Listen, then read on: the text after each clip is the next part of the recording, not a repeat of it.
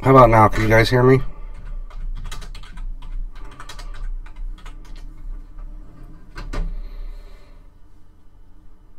How about now? Can you guys hear me?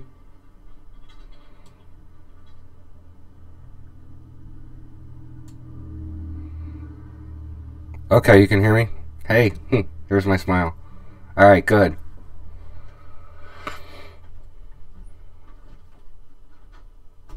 Alright, thank you everyone for joining me. This was going to be basically a question and answer. I received some, well actually fairly many questions via private message and email on the in response to this. So I'm going to go through some of those questions. If you have any questions, feel free to ask them. But I'll go through what was asked so far. And we'll just start off with the first question. I'm not going to give anybody's name out who sent these. I don't know if they want me to broadcast their name, so without their prior permission, I'm not going to do that.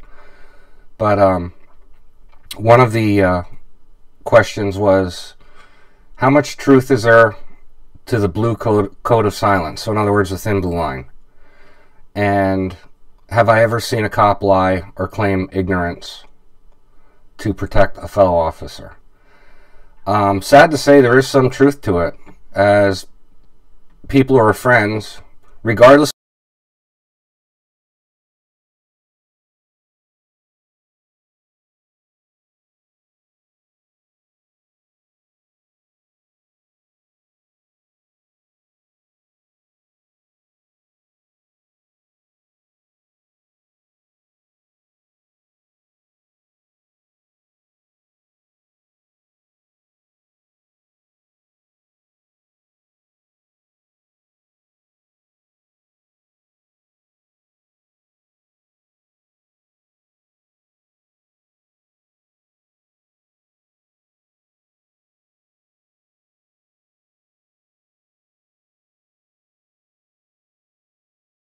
the cord keeps falling out. Are we good okay now?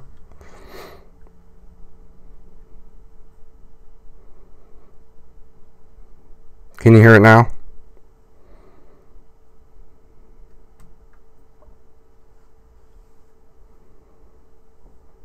Okay, good. Sorry about that. I don't know what's wrong with this microphone cord. Guess I should have had my ducks in a row before I started. But anyway, I don't know where we how much you heard of that because of the microphone, but a question was asked, how much truth is there to the blue code of silence? And have I ever seen a cop lie or claim ignorance to protect a fellow officer? And sad to say, there is some truth to it. But you're going to have that not just in police work, in all professions. You're going to have that, whether you're a sports team, your military unit, in any organization where tight teamwork is essential for success. I've never seen a police officer lie under oath to protect another officer.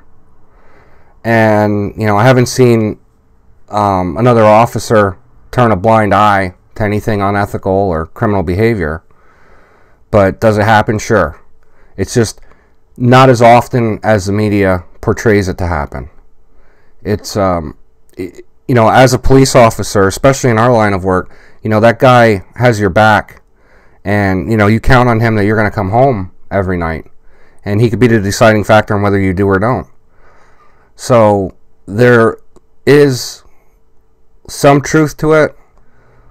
We stick up for each other, but it's not, I've never seen another officer lie to protect another officer as far as to administration or to under oath or anything like that. So it's the media portrays it as the thin blue line, and we stick up for each other and protect each other. To a point we do, but not in a way that would affect my profession. An example is, I'm not going to lie for another officer to save his job, but in the same sense risk losing my job. I mean, I have a family to support, I have a mortgage to pay, I have to put food on the table. There's no, there's no scenario where I would lie for another officer to save his butt and risk putting mine on the line. So the answer to that question is sadly yes, but not like the media portrays it. And once again, I'm not going to read anybody's names who sent these to me because, you know, I'm just going to protect them because I don't know if they want me to, you know, to broadcast their name or whatever. So, have you ever shot or killed anyone? No, I have not. And honestly, I hope I never have to. That is a devastating thing to have to happen to anybody and to live with. And whether it's right or wrong, it's not something... It's something that every officer hopes they never have to do. Another question is, do you or other cops... Oh, by the way, going back to that, I have come close. I mean, I've pulled my weapon, I've drew down on people, and, you know, the only reason we only pull our weapon if we're expecting to use it. So I wouldn't pull it out unless unless there's no doubt in my mind that I'm going to shoot to kill. So, next question is, sorry, I keep looking down on my mic to make sure the light's still on. Do you or other cops actively avoid donut shops giving all the stereotypes and jokes? Some cops do avoid them strictly because of the stereotype, and they don't want to walk in and, oh, here comes a cop coming for his donuts. There's a lot of areas that aren't open, especially if you work a night shift. So you're limited to your Wawas, you're limited to your Dunkin' Donuts. You know, I love Dunkin' Donuts coffee, and that's the only thing I ever get there. I rarely ever buy a donut or anything like that. So, unfortunately, with the schedule and how you work, sometimes that's all there is to eat. And if you ate an early dinner and you're working night shift, or maybe you slept for your shift and you didn't get to eat at all, unfortunately, that's your options. You know, it's not above me to go into Wawa or Turkey Hill and get a tuna hoagie at 1 o'clock in the morning because I'm hungry. So I don't say I necessarily avoid it. I will go to Dunkin' Donuts, but I'll get a coffee. And, you know, obviously I watch the employees and make sure they're not putting anything in it other than cream and sugar. So, next question was, when you pull over or arrest a minority, does race cross your mind? Race to me is merely just a descriptor, especially if I'm looking for someone. If it's a white male that just robbed a store, I'll be looking specifically for white males. Other than that, I don't care what you look like, you know, where you're from. All people are capable of good and evil. Doesn't matter your color or your background. And every cop, no matter their own race, is accused of racism somewhere along the line. You know, criminals don't like to be arrested, and they can make all sorts of outlandish claims in an effort to get back at the cop who arrested them. So it's annoying, but it's part of the world in which we work. It's just something we have to deal with. And like I said, if it's you know, a carjacking and we're looking for 2 black males, well, then I'm looking for black males. It has nothing to do with their race in essence. That's the descriptor that I'm looking for. Let's see the comments. You can do it, and morals should come first. Absolutely, 100%.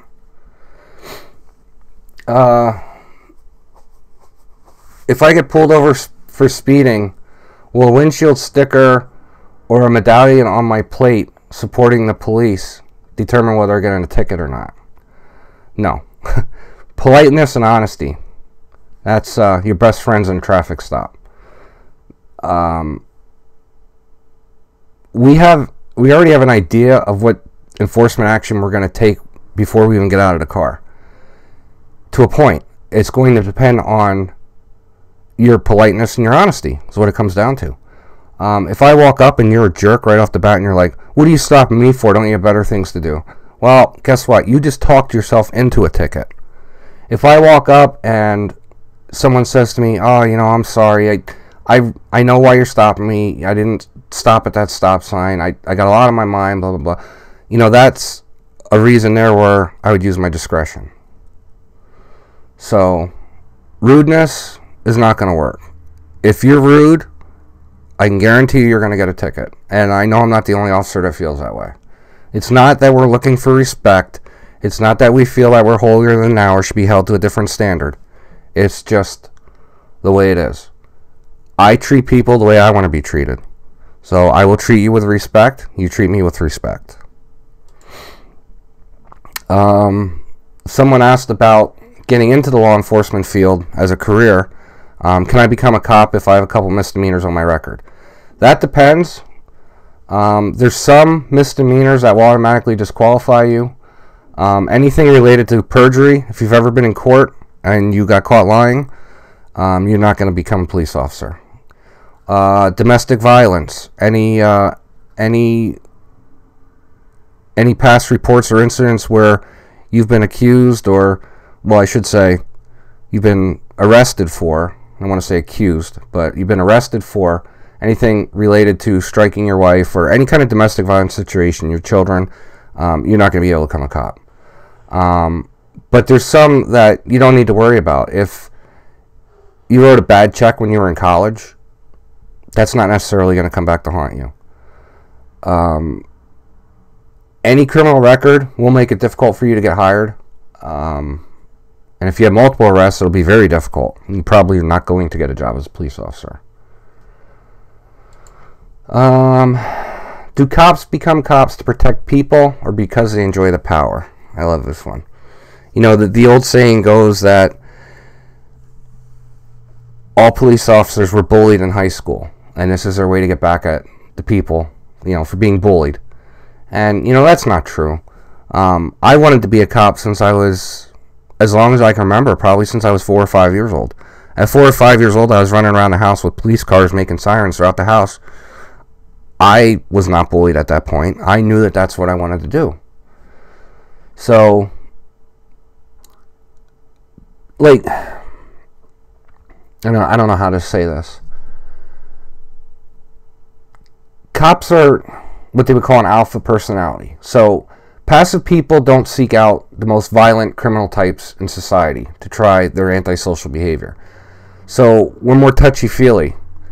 But as a police officer, you have to be more of a hunter than a nurturer. So, there was an FBI study that they did that said the more easygoing an officer is, the more likely he would be to be killed. And that's true. It's rare for officers seeking power to get into police work, or I should say for people that are seeking power to get into police work. Most people who crave power are the bully types, not the ones who were bullied, but were the bully types in school, and are ultimately cowards. Cowards won't make it in this profession, as evidenced with the shooting in Florida. I am very, very upset and disappointed, and I don't even call them fellow officers or brothers. I'm going to let the investigation go through, because you can't go on everything the media says right off the bat. But if it turns out that we know one officer, Deputy Scott Peterson was his name, we know that he did not go into the school, and he stood by. Because he resigned over it, so he didn't even wait for any investigation. He knew he was wrong. Now he's also, I just heard the other day, he came out with the excuse that he thought he heard the gunshots were outside, so he positioned himself at a place of cover outside. I'm sorry, but that's bullshit. That's not true. He should have ran into the school. His job was to protect those children. If the gunshots were outside, he should have still went into the school and protected those children inside the school. So that's another subject. I'm going to do a video about that whole Florida thing, and the left and their gun agenda, and just they've been trying to push their gun agenda and taking guns away from honest Americans, law-abiding people, for dozens of years, probably 100 years. But the problem is that they couldn't get their message through. So now they're using kids to push their agenda, which I just think is absolutely disgusting.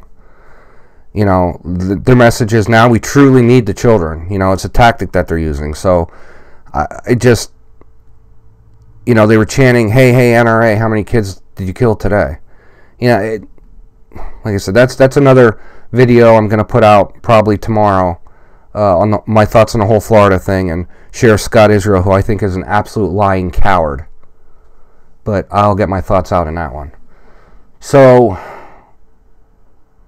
to answer the question, sorry I got a little sidetracked there. No, it's not because you were bullied in school you became a police officer. Like I said, it's usually the bullies that the people that crave the power are the bullies and ultimately cowards. So it's not a whole craving power thing. You're going to have people that their desire is to get into this position for, you know, a power trip or whatever, and, you know, it's just blown way out of proportion. Next question was, would you encourage or discourage one of your children to become a police officer? This question kind of hits home with me because my daughter is currently in college in criminal justice, and she wants to be, ultimately her goal is to be a police officer.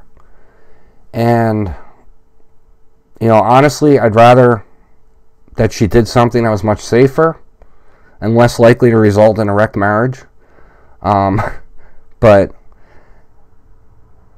it's, you know, she's going to be in regular contact with the ugliness of humanity. It's going to be, it's you see the worst of people at the worst of times. You know, it doesn't pay that great.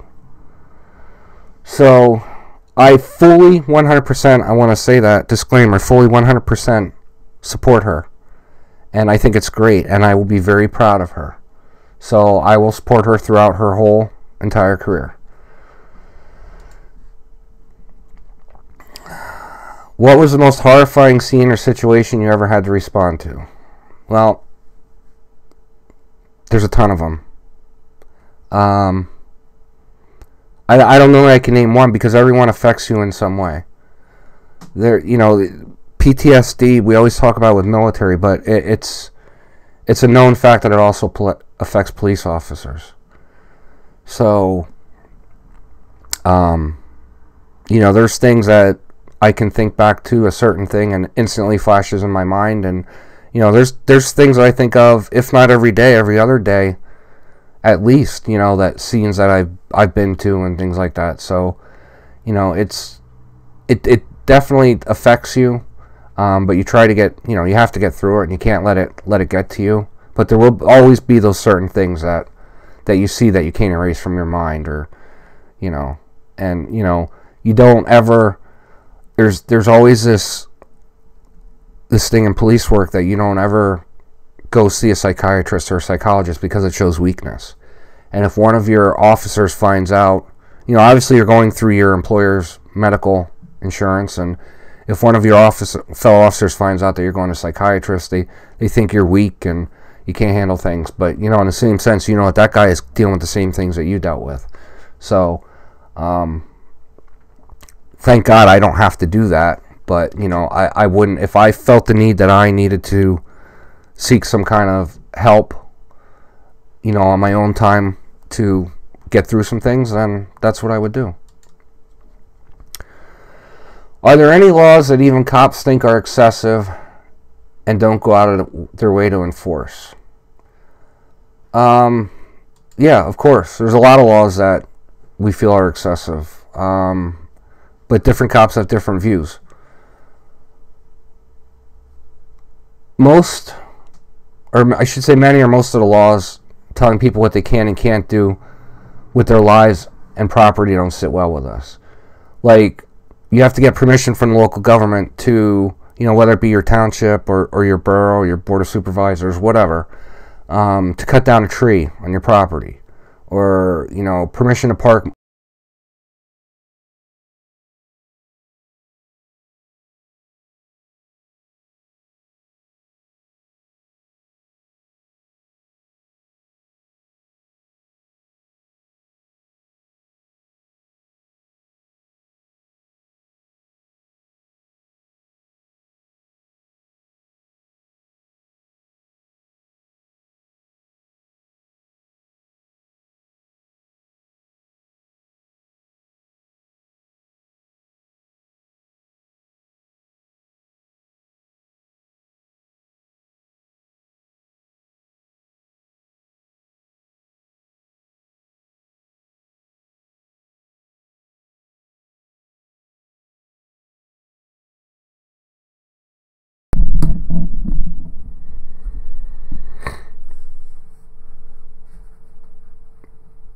You guys hear it?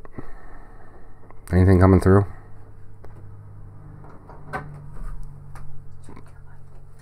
This darn microphone. How about now? You got it? Alright. I don't know why it keeps doing that, but... Alright, so, where was I at? What was the last thing you guys heard about?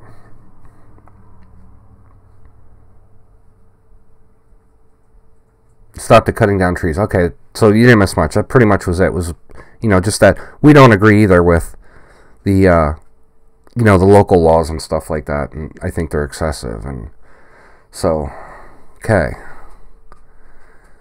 Next question. Is it true? This is a good question because I get this a lot. Is it true that anytime a cop discharges a firearm, the objective is to kill? In other words, are you ever trying to merely wound or incapacitate? And if not, then why? Short answer is no. We're not trying to kill anyone. If we're forced to shoot someone, we're not trying to kill them. Our job is to stop the threat. We're authorized to use deadly force when we're confronted with an imminent deadly threat, forcible felony, such as like an armed robbery, a rape, and the use of a firearm is deadly force. So anytime a police officer is authorized to shoot someone, it's in an emergency situation where the officer or an innocent citizen is in immediate danger. So our objective is to stop the threat as quickly as possible. We are not taught in the academy, nor have we ever been taught to shoot someone in the arm, to wound them. We're taught to stop the threat. We're also taught to shoot for the largest part of a person, which is their torso.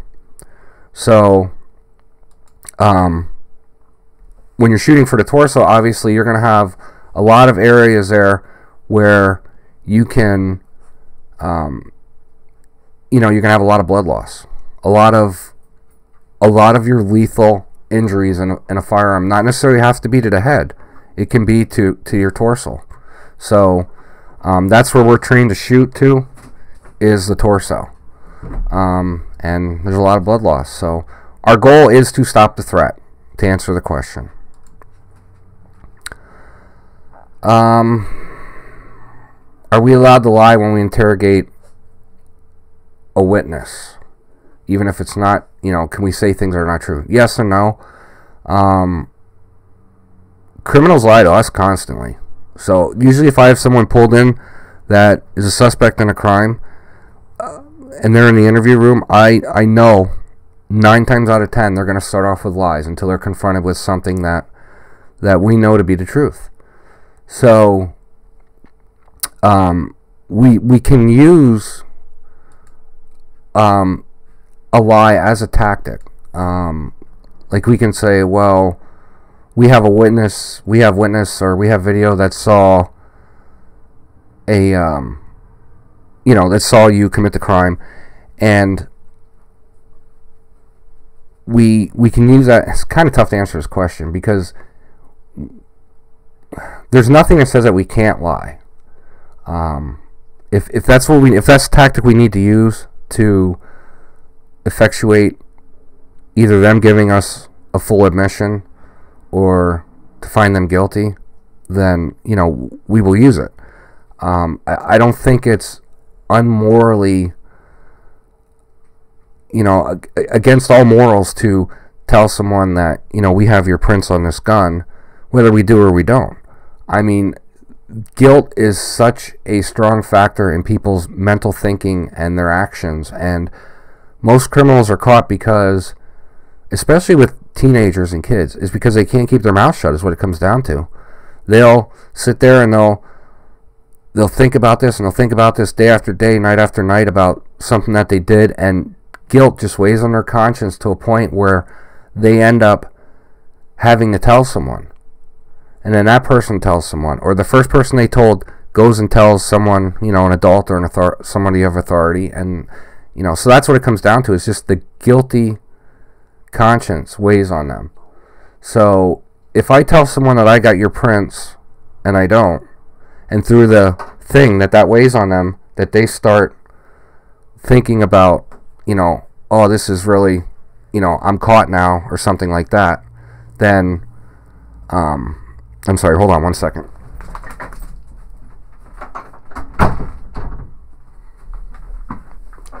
Sorry about that. The cat popped the door open. So, yeah, we do use that tactic.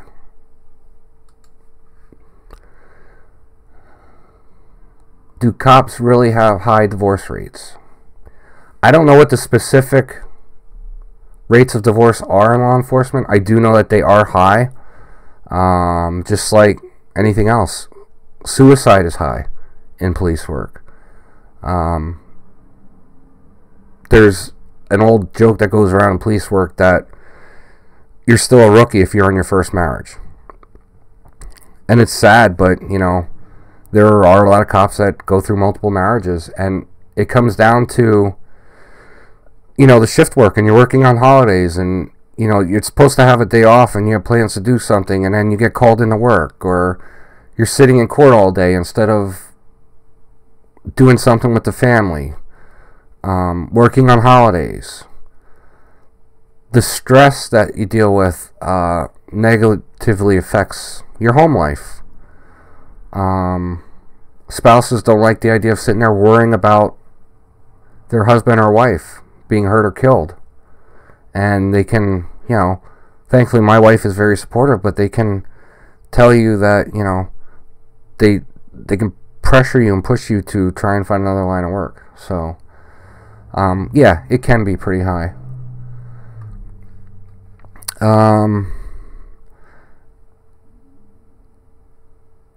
CJ asked, you can do it. Sup, rookie? Yes, me and my wife are going to be married 20 years in August, so. CJ asked, was it hard becoming a police officer, and what are the biggest struggles of getting to where you're at today? It wasn't hard for me, in a sense, to become a police officer, because I always wanted to do it my entire life, so I had the willpower and the motivation to do it. One of the hardest decisions was when I was 18, or just before I turned 18, senior in high school, about ready to graduate. I had the Army recruiter at my house, and I was going to go into the Army. And probably that was the hardest part of it, was deciding, did I want to go into the Army, become a military police officer, get some experience, come out, and then do local police work. And that was probably the hardest decision. So obviously I did not go into the service. I chose to go to the police academy instead. I found it, because I strictly wanted to, I knew that this is what I wanted to do. It wasn't hard for me at all. Going through the academy, I had such interest in it and studying, and I think I forget how many were in my class, 26 or 28, and it was an 11-month period. So I went from January to November, and the interest I had in it, out of those 26 people, I met a lot of friends. There's a lot of people that I still know and I still talk to after the academy, that we graduated the academy together. And I was, out of 26 people, I think I was in the top 4 in my class. And I'm not bragging, but it just shows that because I had the interest in it and I had my mind set and that's what I wanted to do, I did a lot of studying, and I much better than I ever did throughout high school. So getting out and getting a job is hard. There's not as many openings as you would think for police work. You have to understand that these police academies are turning out 30 kids per class constantly, and they're just churning these kids out of the academy, and they all come out and they all want to work, and they all want to stay local. Most kids don't come out of the academy, and if they live in Pennsylvania, go down to Miami and apply for a job. They're going to apply around the area where they work to get some experience, and if they don't like it in a few years after they have some experience, they may go to another state or another area, move. But it's not it's not, it's very competitive after the academy, trying to find that position. And what most guys do is, there's a lot of cops that they come out of the academy and they'll work 4 or 5 part-time jobs, 50, 60 hours a week, just to get the experience. And then in our area, obviously Pennsylvania is a civil service state, so you have to take testing, which for any time you want to go full-time. So if you're part-time and you're looking to get into a full-time position, you got to pay, like, every department's different. It could be $20, $40. I've seen $60 application fee, and just to put in an application, and then you have to take a written test, you have to take a physical agility test, and then you have to do an oral interview. So physical agility test is pass or fail. The written test is normally you have to score 75% or above to still be considered and be kept onto the list. But it goes by your ranking in they take your written test score and your oral test score, and what the oral interview is, basically you're in front of excuse me, some departments have like a civil service commission, and we have a civil service commission in the department I'm at.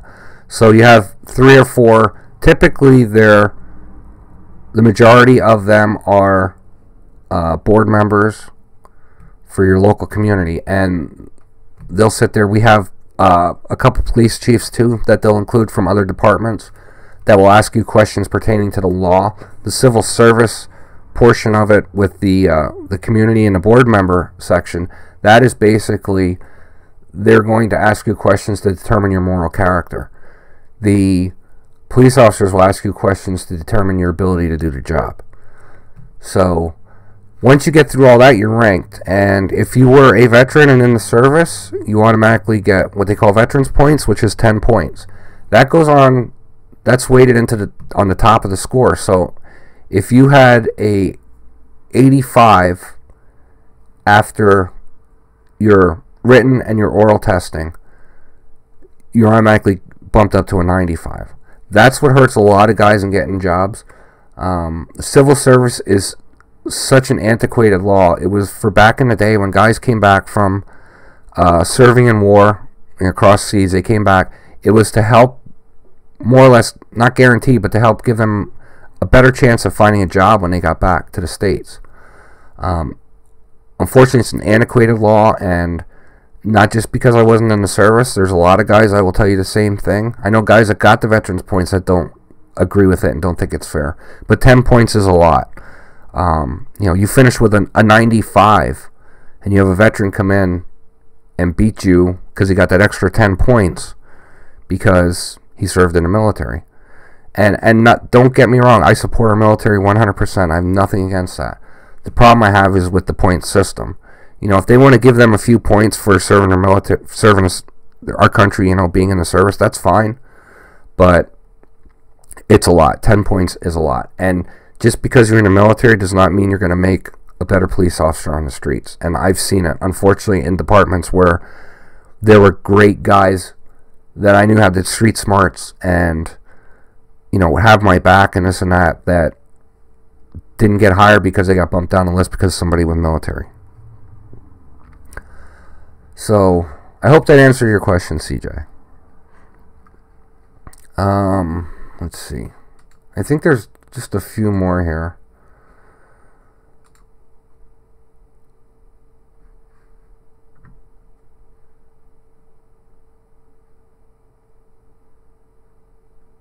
There's a whole gun control. I got a couple questions on gun control and stuff. I'm gonna save that for my video that I want to do on excuse me, on the whole Florida, the Parkland school shooting. So I'm gonna save those for that. Actually, there's quite a few questions about that.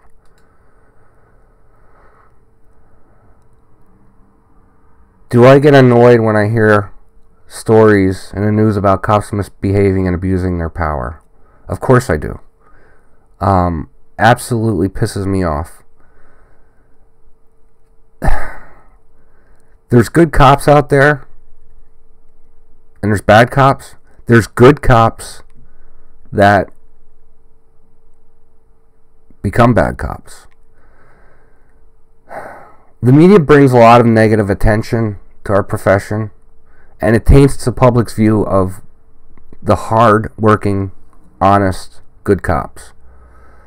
So, the media, they don't always get the story right. In fact, majority of the time they don't. And they'll make good cops look bad.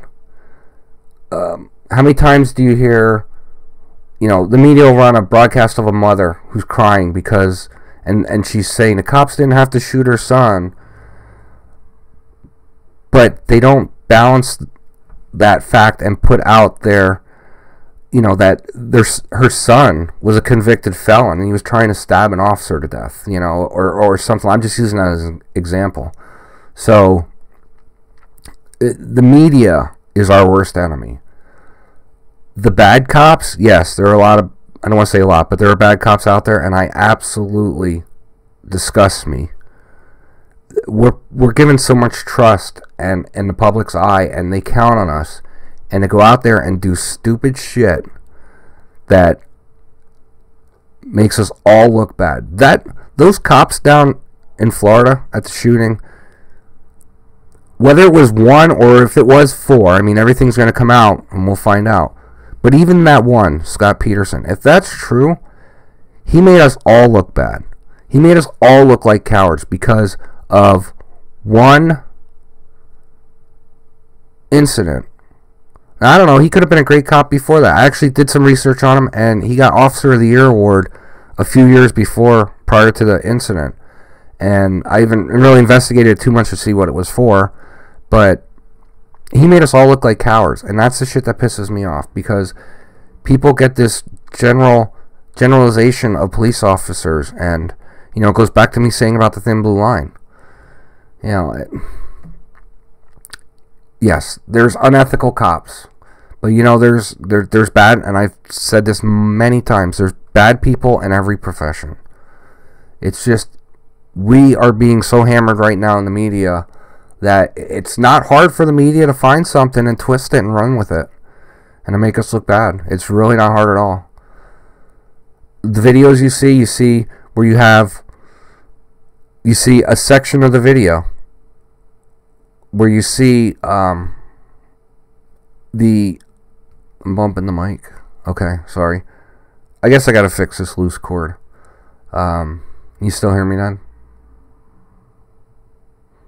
I think as I'm talking, I'm like moving hand movements around and I'm hitting the cord. So we're good now. You can hear me yet?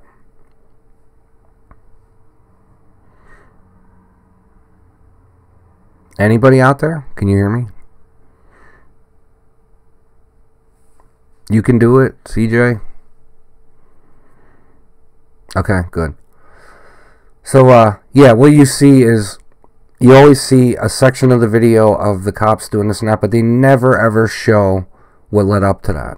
They'll never show how the cop was dealing with a suspect who is a normal, everyday person that we deal with, who we know their past, maybe we know they're HIV positive or whatever, and we're on a scene and he spits in your face. I had a guy a couple months ago who ran into school with a screwdriver, and we tackled him, and he was hepatitis C positive, and we tackled him on a gym floor, and there was 5 or 6 of us, and we're getting him in cuffs, and he spit in my face and another officer's face, and he spit in my eye, and the other officer, he just spit on his cheek. But we knew that he was hepatitis positive, so obviously that's a hell of a scare. So not only did he go to the hospital, we went right behind because we had to be tested, and thank goodness it all turned out okay. But that's a hell of a thing, and there's decisions to make. Do I want to just get the vaccine and go through the treatments, which I heard is actually worse than chemotherapy? I heard it's the worst flu you ever had times about 50, and you feel like you're at death's door. So that's an option, but you know, thankfully it all turned out okay. But you wouldn't have seen that part in a news video where, or known that we knew he was hepatitis positive, or seen the part where he spit in our eye, knowing he knew exactly what he was doing. You know, just idiots like that. But what you'll see is us tackling him to the ground and, you know, forcing him into cuffs and this and that. But anyway, so yeah, that's where the media and the cops don't see eye to eye, and we never will. It's always going to be like that. CJ asked, if I wasn't a police officer, what would I be doing right now? I'd be a veterinarian. I don't even have to think twice about that. Two things, and it was actually a pretty hard decision. Even though I wanted to be a police officer my entire life, I also love animals, and being a vet was something I wanted to do. Unfortunately, when I found out that the college and the studies behind it to be a vet is as much, if not more, than being a doctor, I decided against it, because I figured if I'm going to go to college, I'm going to put 8 years in here and 4 years here to get this degree to be a vet, I might as well become a doctor. And the reason that the vet is so much training and so much studying for it is because, like a doctor, a human's a human. We all have the same parts. Males have the same parts. Females have the same parts. When you're a veterinarian, you have to deal with 100 or more different species of animals. So, and they have different way things work different. So obviously there's a lot more studying involved to be a vet. But yes, CJ, to make a long answer short, I would have been a veterinarian. Hey, Native Tears, glad to see you're here. We're actually just about through, I think. I've been on, what, 47 minutes now. I think I've got all the questions here. I'm going to try to get my mic without bumping my mic cord. Get my mouse, I'm sorry. Yeah, I think that's been all the questions that I've had. So I want to thank everybody. Like I said, I'm going to be putting out a video tomorrow on the whole leftist gun control thing and my feelings on Parkland. And it should be a pretty good video. I don't want to brag myself up, but I've got a lot I want to say in that, and I feel I'm going to make a lot of pretty good points. So I'll put that out tomorrow. That's okay, Native Tears. This live stream thing is actually pretty fun. I had a good time. It actually seemed to go pretty well. So, I mean, I can't believe I'm talking almost an hour. So, we're going to do it again. So, thank you, everybody. And if you have any other questions or anything like that, just, you can, private message me here on Facebook. Private message me here on YouTube. Or my email is firesidecoffee@yahoo.com. Shoot me emails, and I'll get them in the next one. We'll do another question and answer soon. I know there's some questions that I didn't get to answer that I was sent, but we went through pretty many. I think pretty good majority, probably 12 or 14 questions, so something like that. So we'll see you guys. Thank you, I appreciate.